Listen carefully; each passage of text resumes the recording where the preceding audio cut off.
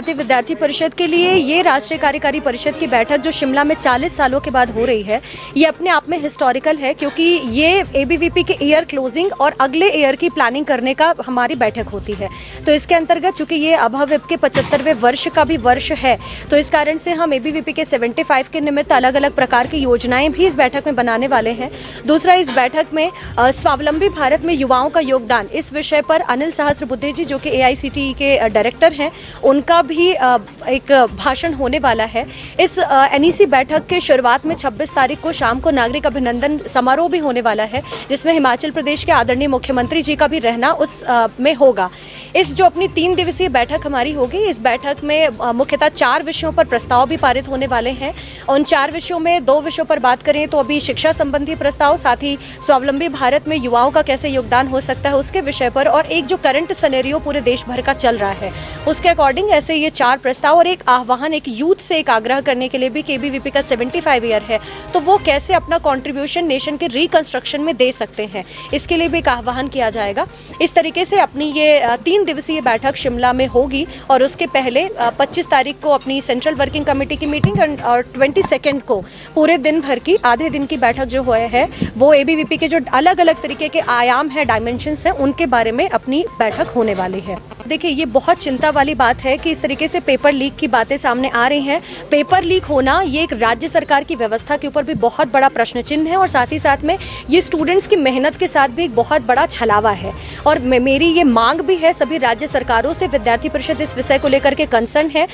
उत्तर प्रदेश में paper leak का मामला हो, बिहार में पेपर लीक का मामला हो, या फिर हिमाचल प्रदेश के अभी जो समाचार आए हैं, ऐसे ही राजस्थान में जो पेपर लीक का मामला आया है, उन सभी विषयों को लेकर के विद्यार्थी परिषद लगातार आंदोलन भी कर रही है, धरने भी कर रही है। और हमारी समस्त राज्य सरकारों से मांग है कि पेपर लीक करवाने में जो लोग भी सम्मिलित होते हैं उन सब लोगों के ऊपर कठोर से कठोरतम दंडात्मक कार्यवाही की जानी चाहिए और एक ऐसा उदाहरण सेट करना चाहिए कि भविष्य में कोई भी व्यक्ति छात्रों के जीवन से खिलवाड़ करने वाला पेपर लीक करने जैसा कदम ना उठा पाए। भारतीय विद्यार्थी परिषद के लिए ये राष्ट्रीय कार्यकारी परिषद की बैठक जो शिमला में 40 सालों के बाद हो रही है, ये अपने आप में हिस्टोरिकल है, क्योंकि ये एबीवीपी के ईयर क्लोजिंग और अगले ईयर की प्लानिंग करने का हमारी बैठक होती है। तो इसके अंतर्गत चूंकि ये अभाविप के 75वें वर्ष का भी वर्ष है, तो इस कारण से हम एबीवीपी के 75 के निमित्त अलग अलग प्रकार की योजनाएं भी इस बैठक में बनाने वाले हैं। दूसरा, इस बैठक में स्वावलंबी भारत में युवाओं का योगदान, इस विषय पर अनिल सहस्त्रबुद्धे जी जो कि AICTE के डायरेक्टर हैं,